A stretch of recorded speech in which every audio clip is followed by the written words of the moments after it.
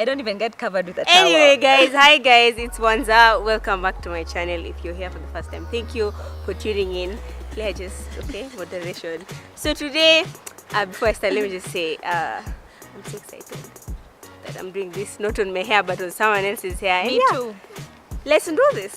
It's short. It's a TWA. If you don't know what a TWA, it's a teeny weeny afro. So what I'm going to do is I'm going to use a sponge and I'm going to make curls all over. So yeah, let's do this. So this is just a mixture of water and olive oil just to moisturize the hair. This is just to get the water inside. Afro comb, we just comb this a little, not completely, just to raise it. I'm going to use some of this Saru Organics shea avocado shea. This is some aloe vera gel that I just carried.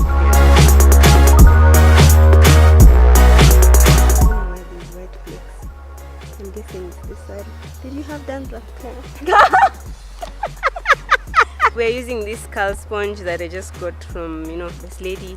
I'm on Zapata River Road downtown. If you do it towards this side, you go towards the side the whole way.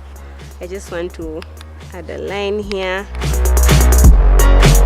I'm using a paste, actually, control paste by Curls. They sent me this some few months ago. So now I'm putting gel here is just to keep the line firm and at least allow it to stay for a long time. Then just if you want to, you can lift the hair. Yeah, I guess we're done. And if you like it, thumbs up, because it's gonna support my channel. And yeah.